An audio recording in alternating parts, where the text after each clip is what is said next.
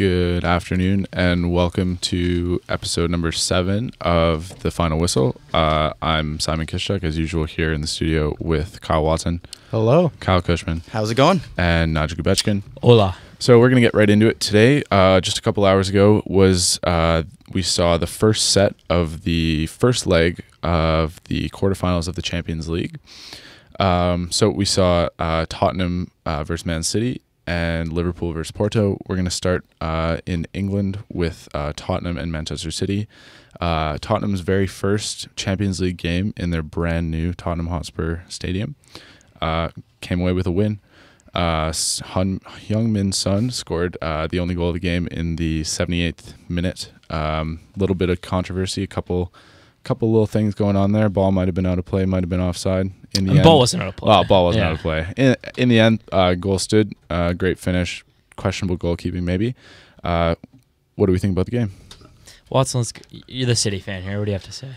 Well, I was quite confused when I saw the lineups originally. With Mendy didn't start, Stones didn't start, De Bruyne didn't start. Riyad Mahrez, who's been really up and down this year, got the start. Sane didn't start. Yeah. So I guess Guardiola just was looking to just keep it a close game, and he must be confident that they can score at least 3 goals at the Etihad. I thought this was one of our worst games of the year. We looked really flat, really didn't offer much going forward. They honestly looked more like Manchester City than we did. They were playing some really good 1-2s. So 1-0. I'm still pretty confident we can pull it back, but I would have definitely liked to get at least a draw. Yeah, I think for me that was a performance from City that we're not used to seeing this year. Like you alluded to, they've just been dominant throughout the entire season. So at the end of last season, they said on the broadcast that's the first time since the Liverpool game where City have failed to score, which is obviously it's a pretty ridiculous stat that they've scored in this many games this season. I don't want to get into the penalty talk yet. I don't agree with it. We'll get into that though. But for the rest of the game, other than that penalty, City didn't have any other half-decent opportunity on goal.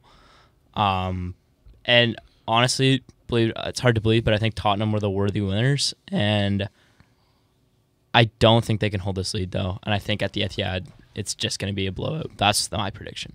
Yeah, I completely agree with that. I definitely think that coming into this, I kind of thought that that Tottenham might be able to pull off a result here in the first leg at the very least.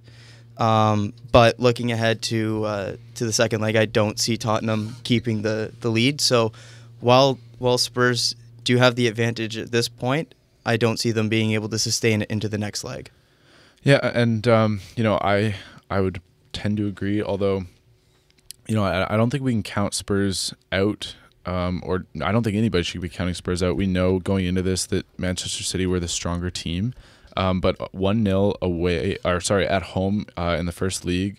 The first game of a Champions League round is nothing to be ashamed of. Even a 0-0, a clean sheet is huge. It's massive. Now, if they can go away to the Etihad next week and score a goal, just one, that's a mountain to climb for Manchester City. And they, we know the talent they have. We know everything they can do, but. Spurs have they're very strong defensively. If they're trying to defend a lead, especially within the game, if they can score in that game in the away leg, then we might be seeing an upset here and see Manchester City crash out much earlier than they would have hoped. What will is I don't want to say it's a positive thing, but because obviously you want the best competition available, but Harry Kane limped off, and I don't know if you guys saw after the game, it doesn't look good. Pochettino said he could be out till the end of the season. Yeah. It's pretty rare you see a player get injured and then just go straight before the subs even made, go straight back to the locker room, and that's what they did with Harry Kane. You could tell he knew it was a bad one. It was a bad it wasn't intentional by any means, just a really bad, unfortunate challenge that looked very painful to me. I think it was unlucky in both. Very unlucky for Kane, obviously, but I don't think any of the fault goes to Fabian Delph in that situation because he actually had the ball. Kane was the defending player there. He came through, and it was I would just straight down to plain old luck. It was just unlucky for him that he landed in the way he did. He obviously had the weight on that foot that sort of folded in a way that it's not supposed to. Yeah. You know, and he has had ankle injuries in the past. I'm not sure if it's the same ankle or if he's going back and forth now between them, but it's not something that you want to see as a Tottenham fan. Although they got the job done without him for the first leg, but for sure they're going to need to readjust their tactics and try to have a go at it again, probably with Lucas Moura in the starting lineup next week in his place. Yeah, well, if anybody was to get a goal, I don't mind Youngmin's son. I think he's a fan favorite to the neutral. Yeah, Yeah, you can't hate him. Probably one of the sure. most underrated players in the Prem. Certainly. Constantly, he's put up some very good numbers in the last 2 years, and I think a lot more people would probably be talking about him if he. I don't know why people don't talk about him enough. It may have to do with where he's from. I've don't heard know. that before. People say if he was European, he'd be a lot bigger in Europe. I don't know. It could. Or if he was Brazilian. Yeah. that's the old It's really phrase. it's hard to say and it's hard to speculate something like that, but it makes you wonder though, like why is he never linked with a big transfer? Because the numbers, if you look at his numbers and the minutes he plays and how important he is to the Tottenham team, we saw how they have struggled before when he's been out injured or at the Asian Cup.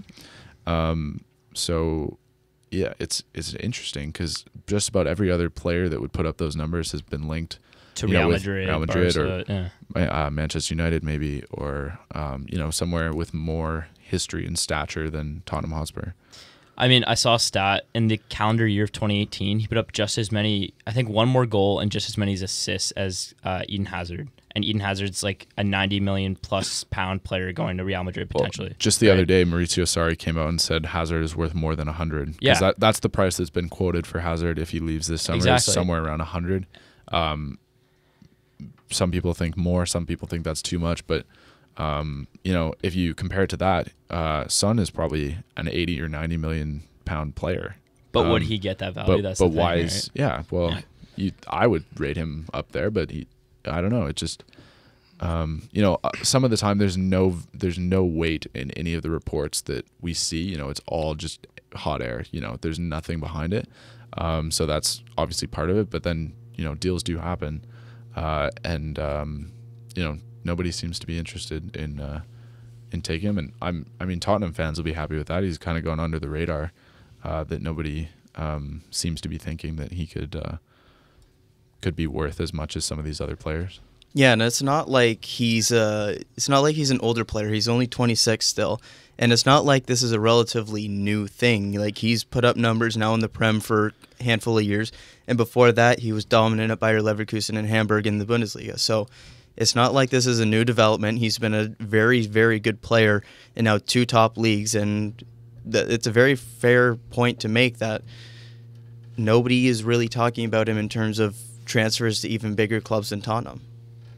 Yeah, and who knows why? I'd want him. I'd take him. Justice for my boy. Yeah. I love watching him play. Yeah, joy to watch. Probably one of the only Tottenham players. Like every time he plays, it's an exciting thing that I want to see. Huge compliment coming from Nigel there. Yeah. So we'll move on from that talk. We'll see next week if they can come back, and from a neutral point of view, this game is poised to be quite a good last or second leg here. Should hopefully turn out a pretty banging game. The other game today was Liverpool against Porto. That was at Anfield. Liverpool took it pretty handily, 2-0. Personally, I'll be honest here, I didn't watch the game. I haven't seen any of it. How was it? What do you think about that game? I was, I had both games on. More focus was definitely on the City Tottenham game, but Naby Keita scored very early on, and I was like, this could be an absolute rout for, like we saw last year when they played Porto at Anfield. And then Firmino scored an easy tap in, and I was thinking, oh no, this could be the end of Porto.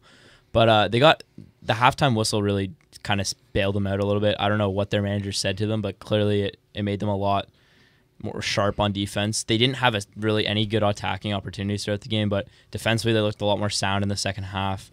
A lot more sure. And honestly, if if they didn't come out like that in the second half, that game could have easily been a 5-0, 6-0 like last year. But they were able to keep it respectable, keep it close. You never 2-0 is not an outrageous scoreline to come back from. You never know when it goes back to Portugal. So I don't think they'll be happy with the result because I think Porto has set very high standards for themselves in this year's Champions League, and for good reason. They've been one of the best clubs in it. But I think they definitely have an uphill battle, but they won't be too disappointed with a 2-0 at Anfield. Could have been worse. Exactly. And I think, I mean, obviously they would have loved a road goal, but what can you do? Yeah, and I mean that's a good point there that you bring up. That they finished top of their group in the group stage. They battled their way to get this far. They made it through extra time against Roma in the last round, and Pepe, who we've talked about before on the show, has been very confident and vocal. He said recently that he's won 3 Champions Leagues with Real Madrid, and he's planning a 4th with Porto this year. That'd be crazy. Pretty big talk. We. Last time we talked about them, kind of, nobody amongst us at least believed that they could cause an upset, and the result today is pointing in that direction. But there's always a second leg. It was as expected today. I mean, Porto are in a dogfight for the top of the Portuguese league with Benfica. Both are sitting at 69 points through 28 games played. That's obviously where their focus is at this point. It was always going to be an uphill battle against this very, very strong Liverpool team. And you never know what can happen back in Portugal, but 2-0 down is a pretty big deficit for this team. And it's looking like it's going to go about as everyone else expected. There's not going to be a big upset here. Yeah, I was watching the City game. I saw that Brahimi didn't start. Is he injured or I'm not sure. That because he's got to be one of their top players. He's one of their better attackers, yeah. I believe this is just from what I saw on Twitter. He picked up a knock in like training or something. It was a minor thing, so I guess that may be it. But yeah, that obviously doesn't help because he's one of their more creative attacking players going forward. So that's a good observation. The one thing I was going to bring in there though, I mean we've seen Porto make comebacks before though, because in the last leg they were down 2-1 on aggregate. No, 1-0 on aggregate going back to Rome. What was it? 2-1? It was 2-1. 2-1. So yeah, Sure like last round against Roma? Yeah. Yeah, it was 2-1 both legs. But 2-1 both legs. So they were down 2-1 heading back home. Be able to come back. I don't know. Obviously, the road goal is huge. Yeah. But I wouldn't count them out. That's all I'm going to say. It's all about the first goal next week. I think if Liverpool get that first goal, especially because it's an away goal, the tie's completely over. If Porto get that early first goal within the first 20, 30 minutes, it's game on, tie on, and you never know. Same in the Man City game. Exactly, exact same scenario. If that road goal goes to Tottenham, it's not tie over by any means because it's only that 2-goal difference. And we know City has that firepower to score 9 goals in a game. But I think if Tottenham score an early road goal, it's going to be a huge uphill battle. Yeah. I would give Manchester City far more of a chance than I would Porto in this scenario. Neither of them got a road goal. And one home goal, it's not it's not a huge difference. Once the second leg gets going, anything can happen. You can score 2 quick ones, and that's fine. But I don't think they'll have enough because, as you said, as soon as I don't think they'll be able to shut Liverpool out, and then that means they have to score 3 or 4 times to get any sort of result, and I don't see that happening either. You never know. All I'm trying to say is you never know. And absolutely. So that'll wrap up today's Champions League at least. So there's more games tomorrow. We'll talk about those in a sec. And then a second leg of these games are going to be next week. Yeah. And we'll move to this weekend now. We saw some Premier League, the FA Cup as well. So it wasn't a full roster of Premier League games. We're back on track with all the other top leagues in Europe as well. So we'll start in the Premier League. Chelsea picked up a win.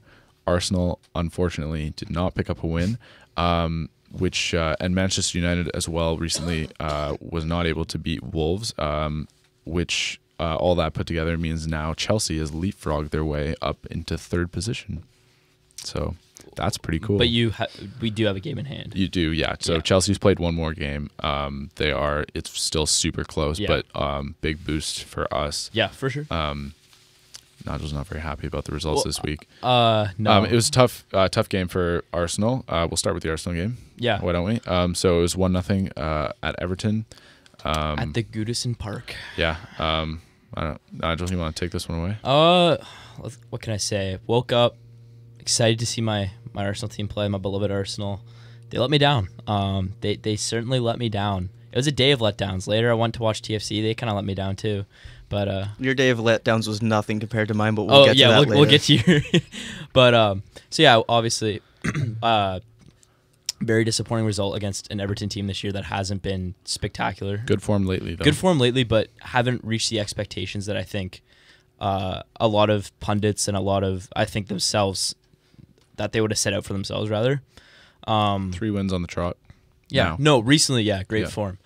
Wow, that was probably the worst Arsenal performance I've seen in this run that we've been on lately. I mean, we let Phil Jagielka score, so that wasn't great. You never want to do that because he's old now. All right, let's go easy on Phil there. But yeah, no creativity. This is one of those games where Mesut Ozil, my favorite player for Arsenal, and I've said this many times, but there's some games where I'm like, wow, this is why I love you. Like the second leg against Rennes where he was sick. Then there's these games where he's absolute dog trash. And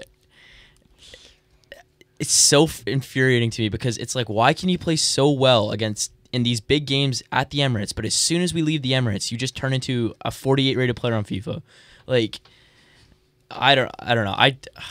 It makes me so angry. That's all I'm trying to get at. The lineup was crap. Socrates picked up a yellow card, which was inevitable because that guy picks up a yellow in every game. So now he's suspended for our next 2 games, which is really not great. And we have to play Napoli on Thursday. So this has just been not a great Ooh, week for tasty. Arsenal FC. I completely forgot about that. Yeah, I gotta be honest there. you got Slavia Prague, so Yeah. don't worry. We're chilling.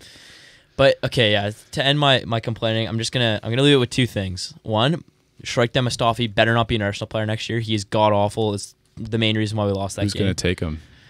Give him to some lower league side. Okay. Give him to Norwich. They're gonna get promoted. We'll give them to them. Okay. And the second point is we better beat Napoli now because if you lose at the Emirates after this embarrassing result, we're in terrible form and we really need to, because Right. okay, sorry, I'm going on too far, but this is my last point, I promise. When we drew Tottenham 1-1 at Wembley, that was a crap result. We didn't play well in that game. We had every chance. We should have won that game. We had a pen in the 89th minute, and we didn't win that game. And I was really scared that our form was going to dip then. But then we came back, beat Man U, beat Rennes. We had 2 huge games. I think that was such a letdown, losing on the road to a not great Everton side. But now playing your toughest opponent that you're going to play in the Europa League this year, I think this needs to be a statement game. And I think they just need to bounce back. And that's all I have to say about Arsenal. So you're welcome. Thank you. That was wonderful. That was Chelsea. really lovely rant. I'll throw something in there. I think Yeah. Chelsea are better than Napoli, and if Arsenal make it to the final, Okay, Chelsea sorry, will win. I meant so far. I meant so okay, far. I meant that's so just, far. I'm just Meant putting so that out far. there. I think Watson was about to back me up on that one too. Yeah. No, I meant so far. Give him a break. Give yeah. him a break. All right. Typical heated Arsenal fans Oh, losing. okay. Yeah, Arsenal Fan TV, where you at? Does anybody else want to throw some input in there? I mean, it wasn't. Arsenal just needed to score a goal, pretty much. Yeah, but they didn't even have a chance of scoring. Yes. Yeah. It was an early goal. Lots of time to come back from it. It just never really came together. So that's a shame for Arsenal and their fans. And we've heard from one very passionate one right now. So thank you, Nigel. You're welcome. Now, I don't really want to talk about Chelsea too much. It's pretty exciting for me and all the other Chelsea fans too out there that just like that we can sort of get ourselves back in the picture. It's been a while since we've been able to say, we're in top 4 now. We've been stuck in 5th, 6th for a bit, and now the results have started to swing.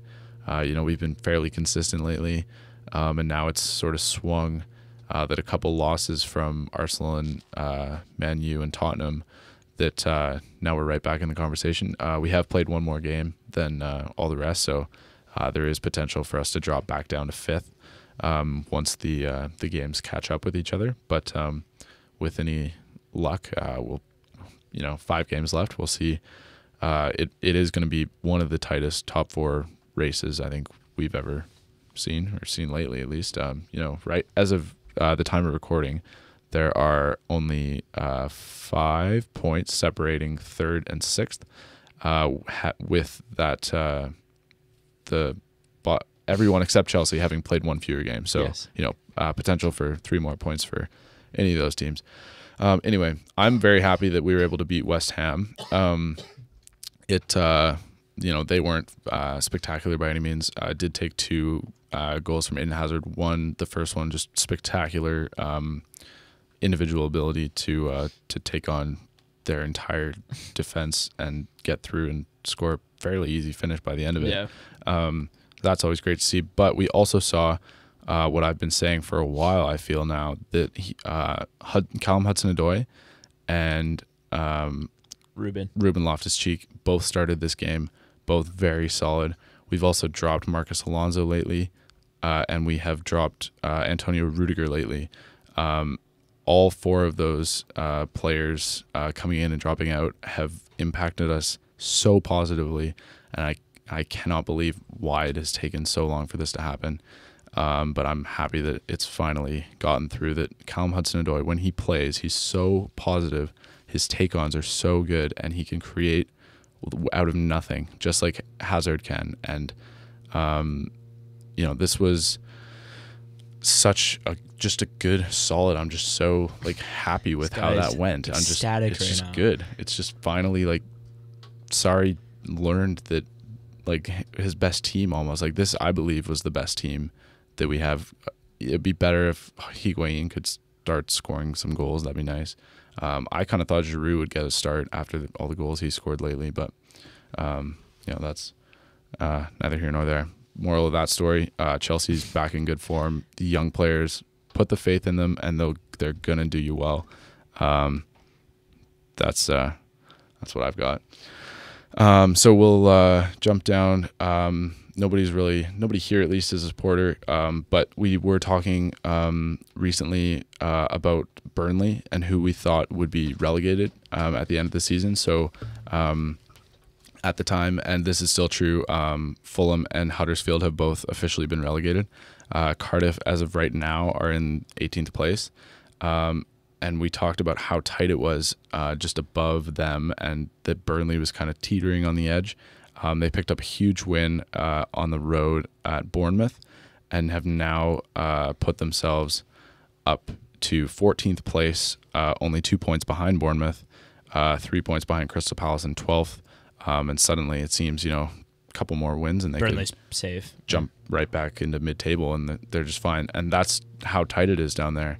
Are we still, I'll throw this out there, are they still a candidate for relegation? I never thought they were. I mean, if we're going off what we said last week. Okay, Nigel's deciding. What do you think, Kush? I still think that they're a candidate because Cardiff just plays so many of those bottom feeder teams in the last stretch here that they really hold their own fate. I still think that they're a candidate. It's just a lot less likely them pulling off a big victory against Bournemouth like that. I still think, like I said last week, with their last 4 games, what is it? It's like Chelsea, Everton, City, and one more top 6 club. Arsenal last so week of the season. I personally hope they stay up. Like I said, I'm a big fan of Burnley, but I don't know. I still think they're definitely in the mix. Yeah. I mean, you're not safe till you're safe, right? But we'll see. 5 games to go for them. Anywhere from 5, 6, and 7 games left for all the teams in the table here. So should be we're poised for a very interesting end of the season in the title race, the top 4 race, mid-table is not really a race for anything, and then the relegation battle. But everything's tight. It's a fun year in the Prem. This is the best part of the year. Their last 5 goes Cardiff obviously next, and then Chelsea, Man City, Everton, and then Arsenal. So their only realistic chance to pick up more points to try and keep themselves safe is this upcoming game against Cardiff. Yeah, and that's going to be game. going to be the deciding one for Burnley because that's the one that they hold their own destiny in. If they can pull off the win there, they're basically safe. I'd say they're safe. Yeah. Yeah, you can confidently say that they're safe. Well, 40 points is the magic number. Yeah. Historically, at least, that once you hit 40, sometimes even 38, 39 will do it. One more win, if they can beat Cardiff, it'll put them on 39 points. Yeah. You would think They can. maybe they could pick up a draw at Everton. Maybe. Honestly, wouldn't be Maybe. surprised if You You know, because out of Yeah. 4 games, They- for any team, you would hope that you get something out of them, right? You know, I think out of 0 out of 12 yeah. points is not something you ever want. Out of those 4 games, they will find a point somewhere. I can only imagine. You hope. You hope, Yeah. as a Burnley fan or someone that wants to see them Do well. survive or be here next year at least, so we can talk about them again. Because I don't know if you guys have noticed, but we don't really talk about the championship ever. So we'll that's probably plenty of Premier League. We'll just have a quick little trip down to the FA Cup. Manchester City kind of. Most boring game of all time. I mean 1-0 against Brighton. Nobody thought that Brighton could take down the Giant, so it was pretty straightforward. They didn't blow them away or anything. They scored 1 goal and then just sat back and They did what they had to. More exciting game, very exciting. One of the best games I've watched lately, at least. Watford against Wolves was 2-2 after regular time and finished 3-2 to Watford. Wolves had been up 2-0 until the 79th minute, I believe. The difference maker in that one was Deulofeu. Yeah. Was a huge substitution, and yeah. he showed maybe he should be in the squad in the starting lineup from the beginning. He came on after about 70 minutes, and he proved the difference. Yeah, I mean, Troy Deeney scored in like the 95th minute or whatever. So like he scored in like the very last gasp. Very exciting game. That's magic of the FA Cup right there. That's why so many people love this competition. And it was a very exciting win for a very mediocre Watford side. That's all I can really say about that. And hopefully the final is relatively close, but knowing City, it won't be. So, yeah. Just a little stat here. Last time we lost to Watford was a 3-1 thriller in League Two. We've won our last 10 games, so it's not till after Sounds the like Premier Watford's League. due. So That's what you're I'm getting pretty out of it. confident. I don't know. Yeah, if you ask, Although I don't think they're a mediocre side. I think they're definitely a mid-table contender every So year. mediocre. Mid-table would I be think mediocre. I think they showed. Well, that means they're average. Mediocre is like. Well, Anyway, A synonym? I think they. Well, Yeah. okay. I think they showed in this game that they've got some spirit and they have some talent. And Yes. Gerard Deulofeu, I think we've talked about him before on the show. Pretty recently, yeah. he was playing for Barcelona, and he showed a little bit of that with his first goal, just deliciously chipped into Good that word. I like that. splendous. top bins. That's not a word. Nice try though, Watson. Splendid would be the one you're looking for. Yeah, I was confident after seeing Wolves score the first goal, and then Raul Jimenez scored a brilliant second goal. Diego Jota was a pain in the defender's side He's for so the good. whole game. So good. Never stopped running, never stopped taking them on. And I really thought it was written off. And then that one goal that came from pretty much nothing. Nobody was expecting it. No. Especially the goalkeeper, as we saw. He was left pretty stranded by that. And it was just a little moment of brilliance. And then a late penalty, obviously. VAR checked it, decided it was a penalty. There's not too much argument you can have around that once that happens. Troy Deeney is super reliable, put it away. And in the end, Watford probably deserved the win. Just a quick thing. Although Wolves lost, they did do a very big good thing this week in permanently getting Raul Jimenez from Benfica, which is a huge move for them because he's probably been him and Jota have been 2 amazing strikers for them this year. So Yeah, I would. for attackers, not strikers, but I would. Absolutely. So that was a 30 million euro price tag, I believe. I'm on him. Transfer Market right now. It Might have been 40. I can't 25 remember. mil. 25. Oh million. no, sorry, 38. Okay, 38. so His 40-ish. market value is So- 25, which that's Transfer Market for you. Anyway, I think that's pretty good value for money. Yeah. If you're especially, they've done this business very well. That they, instead of going out and gambling on a striker for next season, say they've had him all year. He's been so consistent for them all year. He's started most of their games. They know he fits in their system. They know he can play in the Prem. He can pick up goals and assists. Earlier in the season, it was mostly assists. You know, he wasn't scoring tons of goals. Now we've seen his goal scoring, it's a really good piece of business because now they have him. Well, they have him permanently. Yeah, it's spending big on relatively big, spending big on a known commodity. You know what you're getting because he's already in your squad. And it's that Portuguese connection again because he played at Benfica. And we know one thing about Wolves. They love Portuguese players or people who played in the Liga NOS. So, yep. That's Wolves for you. Absolutely. So that, in the end, it was Deulofeu who scored the winner as well in extra time. And, obviously Wolves will be disappointed, but Watford will be thrilled. And, hopefully it's a good game in the final that they really bring into Man City and give us something fun to watch come May when this all wraps up. So that's enough English talk now. We're going to jump over to Spain. Barcelona beat Atletico Madrid 2-0. First versus second. Diego Costa was sent off fairly early on. Messi and Suarez both scored late, 85th and 86th minute goals respectively. And I would say, and correct me if I'm wrong here, in my opinion, this pretty much locks up La Liga for the season. 11 points difference now. It's done. You're not wrong. 7 games to go. 11-point lead now. It's chalk another one up to the Barcelona. They're good at what? The Blaugrana. Yeah. I don't know if that's what you're looking for. Yeah, that was what I was looking for. But then I was like, I'll just go with their name. Yeah. But yeah, I mean, not really surprising. They're a very good team. And let's talk about a very not so good team on the weekend. Kyle Cushman, what do you have to say? Okay, well, okay. Sorry, that's called That was right. That's uncalled for. That's it for the Spanish league, I guess. I don't know, Kush. What else is there to say? Wow, I don't know. You got anything, Watson, Kush? I was just gonna say, Barcelona, the way they play, like they just look like they're having fun out there. Like they don't. They look competitive, but like they were just floating around like they knew no matter what, once they won a man down, that they were going to break down that Atletico defense, and it was only a matter of time. 2 brilliant goals. I think they've got to be the most exciting team to watch. Every time I say I don't want to watch the Barcelona game, it always ends up being a thriller. So. Yeah, and just looking at some of the stats here in the La Liga table, Barcelona's goal difference is more than twice as good as the second best team. They're at 50 plus 50. The second best is plus 24. That's just insane.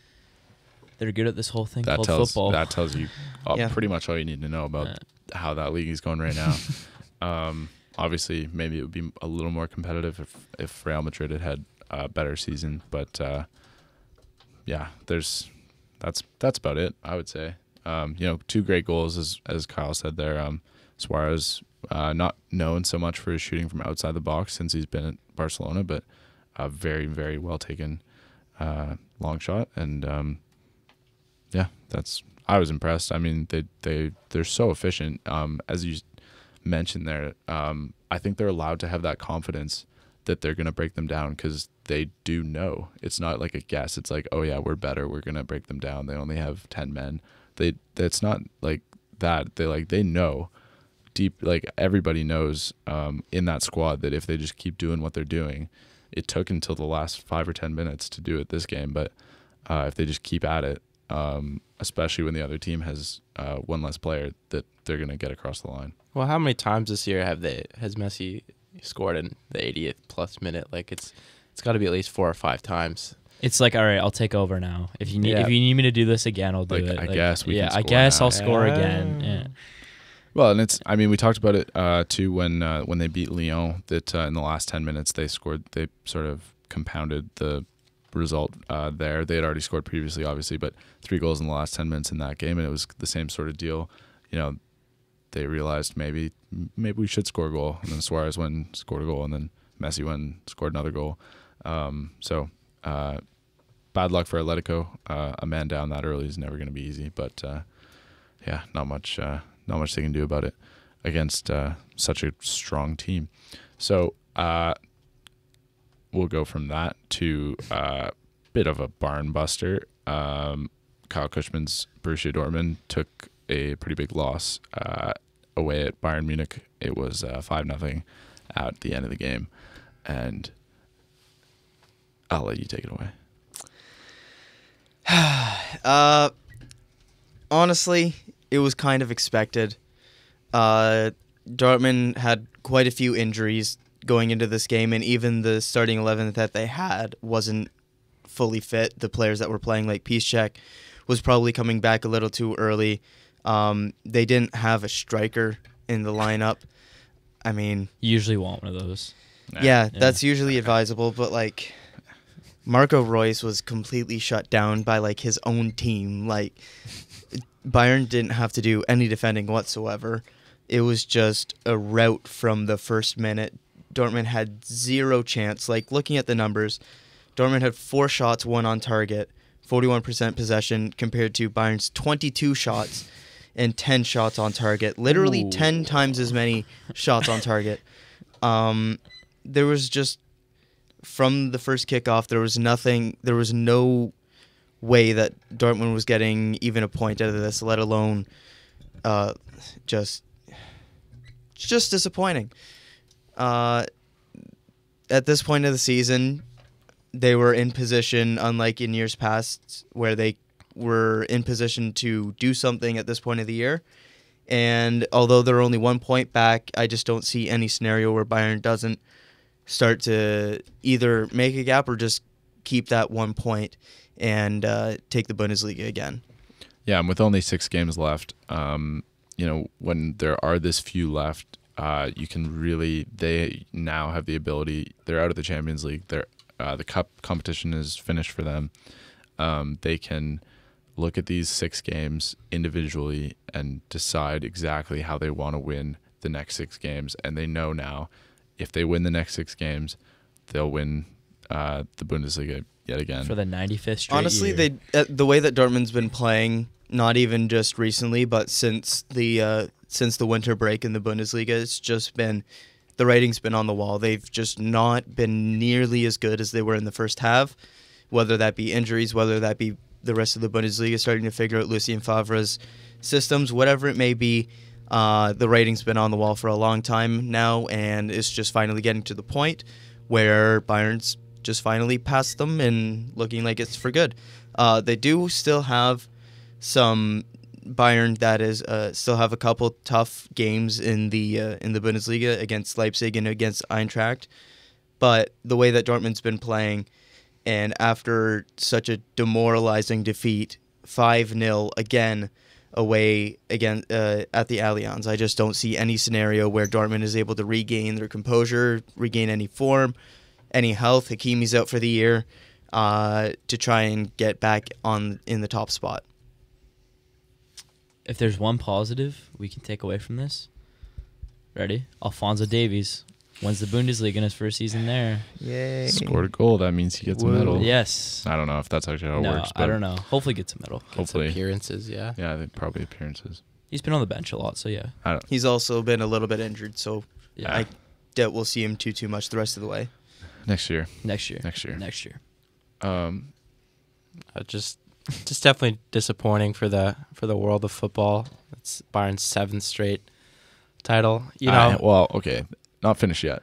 It though. is. Okay, Well, well, 1 point. We have to assume. I don't know. it's gonna be- I was very excited to watch that Monaco team when they broke PSG's, Liga dominance, and I was really looking forward to someone else. Same over in Serie A. It's I wish there was more leagues like that were as unpredictable like the Premier League.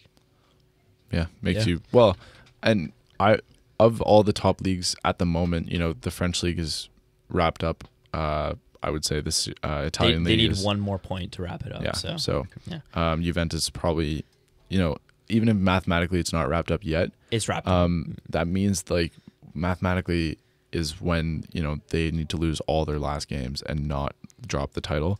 So these are super clubs. They're not going to lose all their last games, right? So those 2 leagues wrapped up. La Liga, as we talked about, is pretty much wrapped up. Other than the Prem, which is very much not wrapped up, the Bundesliga still. Dortmund's not just going to lay down now and let it just pass them by. 1 Yeah, point. they might. You hope they wouldn't. Honestly, they've been they just haven't shown up to big games the second half of the year. Like, you've got 5-0 against Bayern, but then you even look back to the Champions League performances, 3-0 against Tottenham in the first leg, and it was done. And then they lose in the second leg as well. They don't score a single goal over either leg. You keep looking, like, they barely got by Bayer Leverkusen just after that. You've got a 3-3 draw where they choked against Hoffenheim. You've got the penalty loss against Werder Bremen in the DFB Cup. Like, you can keep going back. Since the winter break, it's just been a completely different team, and I just have no confidence in them to be able to get results when they need to at this point. Well, yeah, and it seems maybe that they've lost confidence in themselves as well. That exactly. This And slide, injuries, obviously. This slide hasn't Yeah. it hasn't been stopped since the winter break. And So like, it's just black and white comparing the first half and the second half. Like, first half, you've got 4-0 against Atletico. You've got the big win against Bayern, 3-2 at home, and then you just compare that to the second half, and you've got results like 0-0 against Nuremberg and things like that. And it's just last minute losses and Yeah. chokes and draws, and exactly. then this just I see where you're coming from. 1 point is 1 point. Bayern just did drop points to Yep. Freiburg last Oh week. no, like, there mathematically, obviously, there's still a very big chance that Dortmund can pull it off. But recent form, the mental state that the team's in, Can't be plus overlooked. injuries, Yeah. Mixed with historics. you know, exactly. history. It's just, Historics. Yeah, or otherwise known as history. I was gonna let it slide, but Yeah, so not great for the Borussia Dortmund's fans out there. can confirm. But what can you do? So We're used to it at this point. Well, what we're gonna do is drop the talk of any specific games, and we're gonna have a little discussion about the Premier League Player of the Year, or the PFA Player of the Year, if you want to get technical with it. So this is sadly, for all our listeners out there, this is our last episode of the Final Whistle for the season. As we get wrapped up, we're finishing up here. So we thought now would be a good time to pick everybody's player of the season in the Prem. So we'll start. We'll go in a circle here. We'll start with Mr. Gubechkin over here. Who's your best player in England this year? It's been a very common answer based off of our doc, but I'm going to go with the best player in the Prem, Virgil van Dijk. Since they signed him from Southampton, he has just been a machine on defense. He is there's so many, there's too many things to pinpoint. There's just so many good highlights of him saving goals from going in, him just last-ditch tackles. He's just one of the best players in world football right now. I think it's really hard to bet against him. I think Liverpool is nowhere near they wouldn't be as thick in this title race, as far in this title race, if they didn't have someone like Virgil van Dijk in their defensive line. So I think he's just the big reason, and I think he deserves some recognition for his fantastic year. Kyle Cushman, who you got? Same as Nigel. To be honest, this one's pretty clear cut. Although we'll have a different take in a minute, I just don't see he's the most important to his team. Liverpool would be nowhere near where they are without him and his stabilizing force on their back line.